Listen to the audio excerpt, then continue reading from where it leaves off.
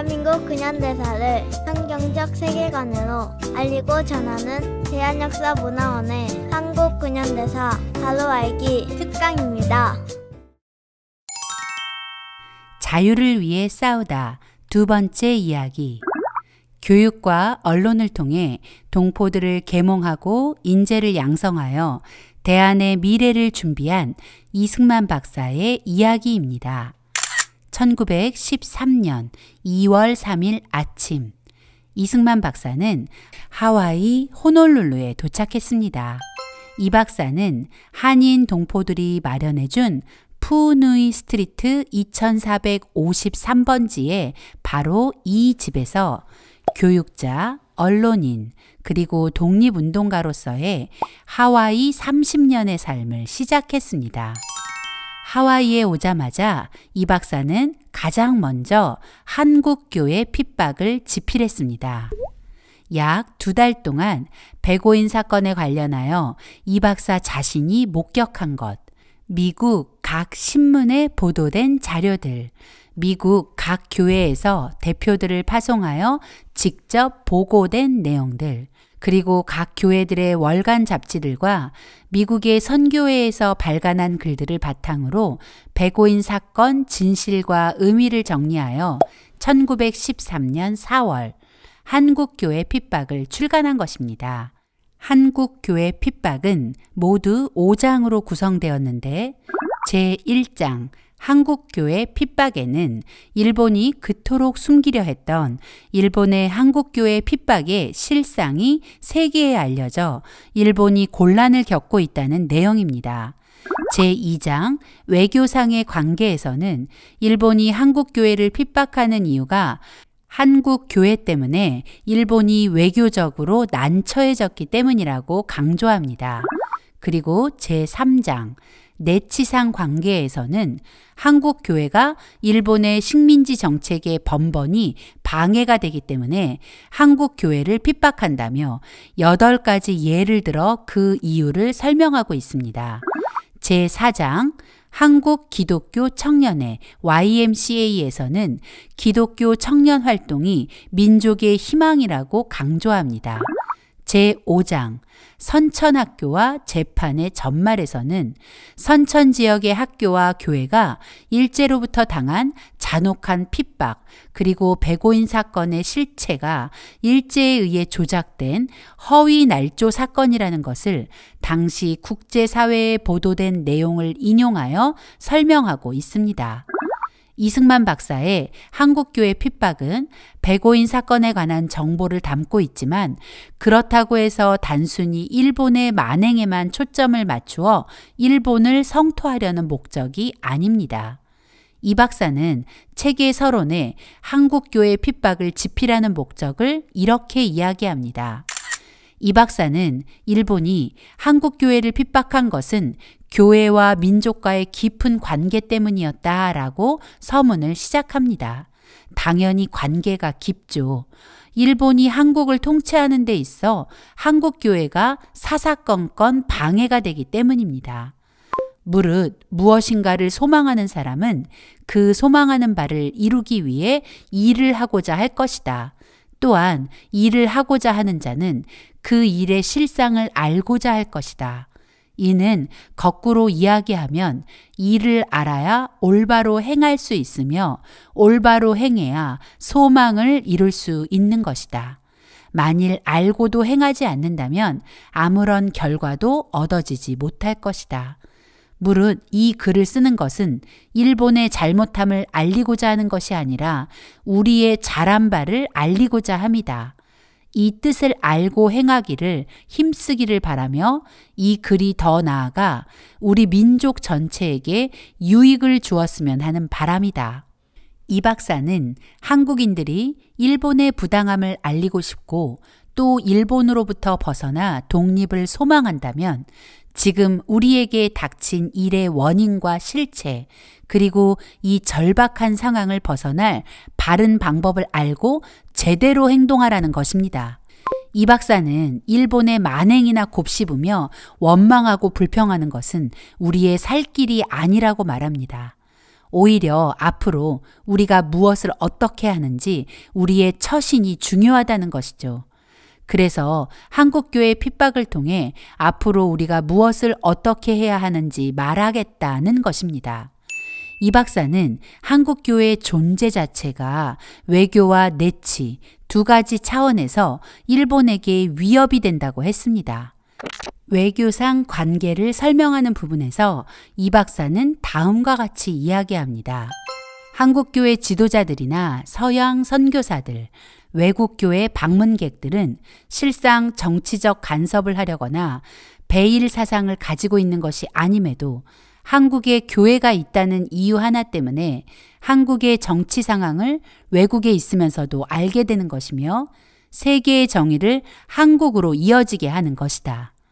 일본은 이렇게 외교적 관계가 얽혀 있기 때문에 한국 교회를 싫어하는 것이다. 한국 교회의 시작은 서양 선교사들에 의해서였습니다. 그 선교사들은 여전히 한국 교회 안에 있었고 자신을 파송한 나라 선교부에 한국 교회의 사정과 형편을 보고하고 있었을 것입니다. 선교사들이 스파이 같은 첩보 활동을 한 것은 아닙니다.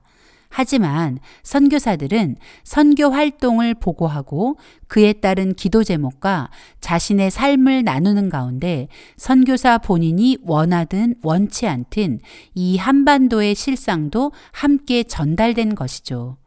기독교 세계관을 가진 서구 유럽의 나라들은 선교사들이 보내준 선교 보고에서 천황을 신으로 숭배하는 일본에 대해 듣게 되었을 것입니다.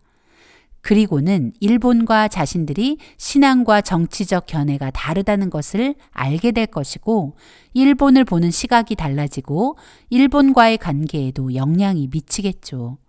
때문에 일본이 한국 교회를 싫어한다는 것입니다. 이승만 박사는 외교적 관계뿐만 아니라 일본이 한국을 통치하는데도 한국 교회가 걸림돌이 되기 때문에 일본이 한국 교회를 핍박하는 것이라며 그 이유를 8가지 예를 들어 설명합니다. 첫째, 교회는 한인들이 자유로 회집하는 곳이며 대체로 사람들이 함께 회집하면 자연히 공론이 생기며 단체되는 세력이 생긴다. 당시 일본은 강압적인 통치 방법으로 한반도를 통제하고 있었습니다. 한일합방 이후 일본은 4, 5인 이상 모이는 단체를 결성할 때 반드시 조선 총독부의 허가를 받도록 했습니다. 이렇게 집회의 자유를 억압받는 상황 속에서 주로 서양 선교사들이 연관된 교회는 사람들이 자유롭게 모일 수 있는 장소였습니다. 교회로 모여든 사람들에게 공론이 일어나고 그 공론은 곧 모두를 결속시켜 큰 힘이 되기 때문에 일본은 한국 교회를 핍박한 것입니다. 둘째, 이 교회 안에는 활동력이 많기 때문이다. 지난 과거를 돌아보면 조선은 스스로 서지 못하고 누군가에 의지해 왔다고 이 박사는 말합니다. 조선은 명나라에 기대다가 명이 망하자 청나라에 그리고 러시아에 기대고 일본에 기대다가 나라를 빼앗겼습니다. 이쯤 되면 절망감에 빠져 있어야 하는데 한국 교회는 절망감에 빠진 것이 아니라 오히려 누군가에게 기대려는 지난날의 습관을 벗어버리고 스스로 일어서기 시작하고 소망을 품고 뭔가를 하려고 자꾸만 꿈틀거리며 일본을 긴장하게 만들었습니다. 그런 이유로 일본은 한국 교회를 핍박한 것입니다. 셋째, 교회는 합심하는 능력이 있다. 이 박사는 조선은 이제껏 하나 되지 못했다고 지적합니다. 그러나 기독교의 복음이 전해지고 기독교인이 된 사람들은 이전에 자기 자신만을 위해 이기적으로 살고 남을 해치면서까지 자신이 살고자 했던 모든 것을 회개하고 다른 사람을 먼저 생각하는 이타적인 사람으로 변화되었습니다. 그렇게 변화된 사람들은 서로가 서로를 위하고 섬기며 하나가 되는 놀라운 변화를 맞이했고 마치 한 몸처럼 움직이는 교회는 일본의 내치의 최대 걸림돌이었을 것이 분명합니다. 넷째, 교회를 통해 국민의 원기가 유지되기 때문이다. 이 박사는 이 항목을 설명하면서 이렇게 말합니다. 일본은 나라를 팔아먹은 대신들을 두려워하지 않는다. 또 아무것도 모르고 자기밖에 모르는 일반 백성도 두려워하지 않는다. 또 주색 잡기에 빠져 나라야 어찌 되든 말든 하는 이들도 두려워하지 않는다. 그러나 교회의 높은 도덕적 가르침은 사사건건 일본의 이익과 대치되었다. 네, 맞습니다. 기독교는 나라에 대한 의무와 책임감을 확고히 해주기 때문에 거룩한 기독교인이 많아지면 책임감 있는 거룩한 국민이 많아지는 것이죠. 그렇기 때문에 일본은 한국 교회가 몹시 싫었을 것입니다. 다섯째, 교회는 청년 교육에 힘쓰기 때문이다. 일제가 조선을 점령하고 모든 학교가 일본의 통제 아래 들어가게 되었습니다. 하지만 교회의 주일학교와 교회가 세운 학교들은 한국 젊은이들을 깨울 교육을 멈추지 않았습니다. 이 박사는 만약 교회가 없었다면 우리 아들, 딸들의 미래는 사라졌을 것이다 라고 말하며 이런 교회의 역할 때문에 한국 교회가 일본에 대한 핍박 대상이 되었다고 말합니다. 여섯째, 교회는 우상을 섬기지 않는다. 그래서 일본 천황을 따르지 않는다. 일본의 속마음이 온 세상의 천황 숭배였다는 것을 기억하시죠? 때문에 한국교회는 도저히 일본의 통치를 받아들일 수 없었고 일본은 더 깊이 한국교회를 증오했습니다. 일곱째, 선교사들의 도의적 영향력이 조선에 확장되었기 때문이다. 선교사들은 자신들이 가지고 있는 모든 것을 조선을 위해 헌신했고 자신들이 제일 좋아하는 것을 조선에 주려고 온 힘을 다했습니다. 그리고 그들은 하나님을 사랑하고 이웃을 사랑하는 경천 애인 사상과 발달된 문명을 우리에게 가르치며 우리와 함께 살고 모든 환난과 질고를 우리와 함께하는 우리의 친구였습니다. 그래서 일본은 끊임없이 선교사들을 중상모략하고 조선에서 쫓아내려고 했던 것이죠. 백오인 사건 당시 음모 격려자로 지목된 서북지방 선교사들, 일본에 의해 수도 없이 추방당한 선교사들이 바로 그 증거입니다. 마지막으로 혁명 사상의 풍조가 동양에 전파되기 때문이다. 기독교는 한국뿐만 아니라 동양의 모든 나라로 퍼져나가게 될 것이기 때문에 대동아 공영을 내세우며 아시아 전체를 식민지로 만들고자 했던 일본은 당연히 한국교회가 두려움의 대상이 될 수밖에 없는 것입니다. 이 박사는 이렇게 결론을 내립니다. 앞으로 조선을 살릴 길은 지식과 실력을 쌓는 것이고 기독교다. 이 박사는 기독교인이 된 이후 자신을 인도하시는 하나님의 놀라운 손길을 경험했습니다. 그리고 이렇게 확신에 찬 고백을 하는 것입니다. 한국교회 핍박은 한인 동포들에게 나라와 동포들이 처한 상황과 그 원인 그리고 대안을 알려주는 교본 같습니다. 한국교회 핍박은 우리의 현실을 직시하게 합니다. 그리고 일본에게 왜 우리가 독립을 해야 하는지 그것을 어떻게 말로 표현해야 하는지 아주 똑똑히 가르쳐 줍니다. 아마도 그 당시 동포들은 이 책을 읽고 이승만 박사의 가이드라인에 따라 자신들이 살고 있는 곳곳에서 한국 교회를 구하기 위해서라도 한국의 독립에 관심을 가지라고 외쳤을 것만 같습니다. 이 박사는 이렇게 한국교회 핍박을 시작으로 동포들을 깨우며 하와이 30년의 삶을 시작하고 있었습니다. 1913년 4월 한국교회 핍박 출판을 마친 이승만 박사는 하와이 여러 섬에 흩어져 사는 한인 동포들을 만나기 위해 1913년 5월부터 7월까지 약 2달간 하와이 군도의 마우이 섬 및 카우아이 섬을 대한인 국민의 하와이 지방 총회장 박상아와 대한인 국민의 총무 안영경과 함께 방문하여 한인 동포들을 만나 한인 동포들의 삶을 돌아보았습니다.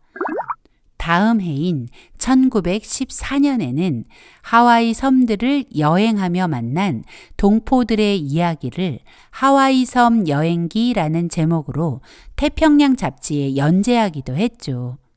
이승만 박사는 이 여행에서 기독교인 동포들에 대한 현지인들의 평판을 들으며 자신이 한성 감옥에서 이야기한 거룩한 성도가 거룩한 국민이 된 그 예를 직접 목격하고 1914년 태평양 잡지 6월호에 하와이 한인들의 종교상 형편이라는 제목의 글에 다음과 같은 그 일화를 실었습니다. 이 박사가 한 사탕수수 농장의 주인과 나눈 대화입니다. 이승만 박사는 농장 주인에게 저 사탕수수 농장에서 일하는 한인들은 다 기독교인이라서 성실합니다. 라고 말했습니다.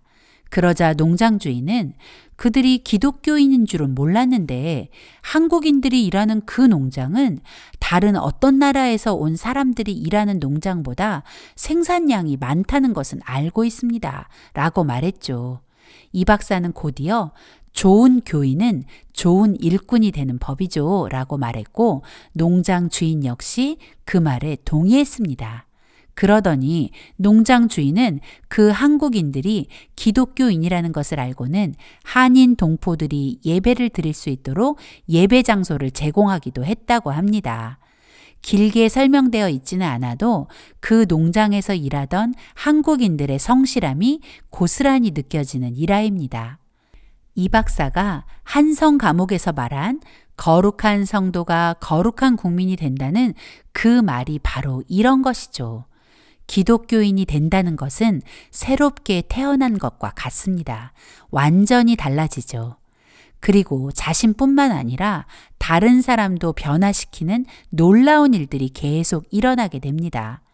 이 박사는 글의 말미에 당시 한인들이 흩어져 살던 여러 지역을 거론하며 그들이 기독교를 근본 삼아서 모든 일에 성실함과 정직함으로 성과를 내고 있다고 말하며 한인들이 기독교를 근본으로 삼는다면 우리 민족의 미래에 영적으로나 육적으로나 복을 누릴 것을 확신한다고 말했습니다.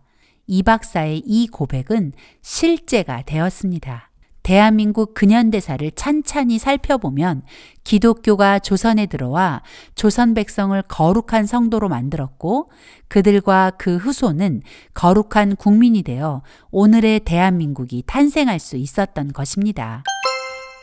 하와이 동포들의 삶을 구석구석 살핀 이 박사는 언론 및 출판, 교육, 그리고 교회를 중심으로 동포들을 깨워야 한다는 결론에 내리게 되었고 출판과 언론을 통해 동포들을 깨우기 시작했습니다.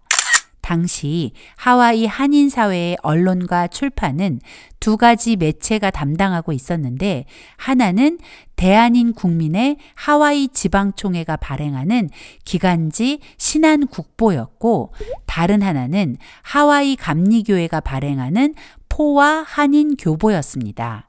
그러나 1913년 여름 포와 한인교보가 폐간되었고 그 소식을 들은 이 박사는 1913년 9월 태평양 잡지를 창간해 포와 한인교보의 역할을 이어가며 하와이에 사는 한국 동포들을 비롯해 미주 그리고 전 세계에 흩어져 있는 동포들을 깨우기 위한 중요한 도구가 되었습니다. 태평양 잡지는 중간에 가끔 결호가 있기는 했지만 꾸준히 발행되었습니다. 그러다 1930년 12월 13일자로 20쪽 안팎의 주간지 태평양 주보로 그 형태를 바꾸었습니다. 태평양 잡지일 때나 태평양 주보일 때도 마찬가지로 이 소식지는 하와이뿐 아니라 여러 나라에 흩어진 한인 동포들을 일깨우고 위로와 소망을 주는 격려자 역할을 감당하며 대한의 독립에 기여했다는 것을 기억해야 합니다.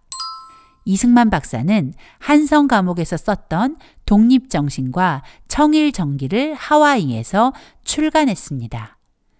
독립정신은 1910년 2월 로스앤젤레스에서 최초로 출간되었던 것을 1917년 3월 재판을 출간하였고, 청일정기는 1900년 한성 감옥에서 쓴 원고를 정리하여 1917년 7월 초판으로 출간하게 된 것입니다.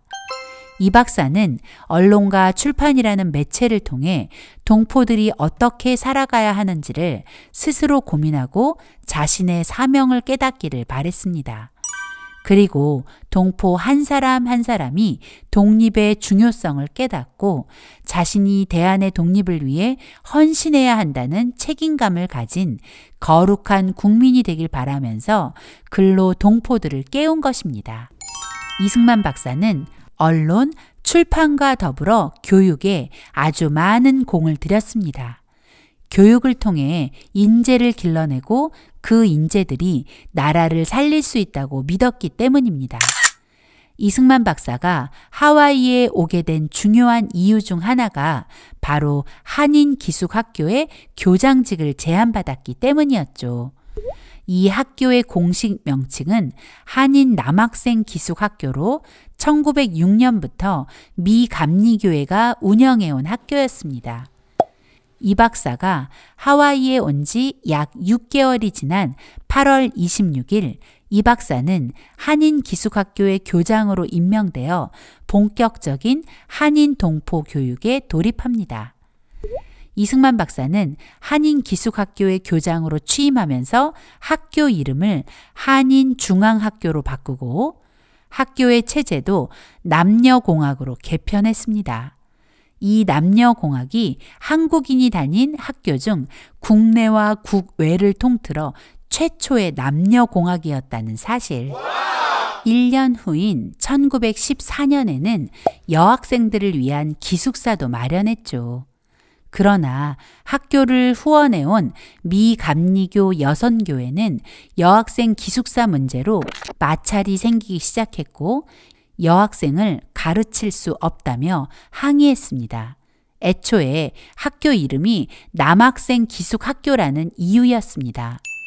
이승만 박사는 1915년 6월 한인중앙학교 교장을 사임하고 1915년 10월 교민들이 후원한 기금으로 외부의 지원에 의지하지 않는 독립학교 한인여학원을 설립했고 초대 교장을 맡게 되었습니다. 이 박사는 꼼꼼히 영수증을 발행하며 교민들의 성금이 낭비되지 않게 했고 교민들 역시 학교를 설립하는 일에 모든 과정에 힘을 모았습니다. 이승만 박사의 한인여학원에는 점점 더 학생들이 몰려들었습니다. 하와이의 신문들까지 한인여학원을 홍보해 주었죠. 이 박사는 학교의 로고까지 직접 제작하였고 하와이에서 열리는 국제 퍼레이드에도 참석하는 등 활동의 범위도 넓혀나가며 점점 유명세를 타기 시작했습니다. 한인중앙학원에 다니던 남학생들의 부모님들은 앞다투어 자신의 아들도 한인여학원에 입학시켜줄 것을 요청하는 지경까지 이르게 되었죠. 결국 1918년 1월이 되면서 한인중앙학교 남학생들도 대거 전학을 와서 학교는 여학교에서 남녀공학으로 개편되었고 남녀공학이 된 한인여학교는 1918년 9월 학교 이름을 한인기독학원으로 바꾸고 발전을 거듭하게 됩니다. 불어난 학생과 남학생들 기숙사까지 마련하자면 당시의 학교 부지로는 너무 좁았습니다. 그래서 마침 폐교된 하와이 현지 학교인 알리올라니 학교를 빌려 한인 기독학원의 새 교사로 사용되게 되었죠.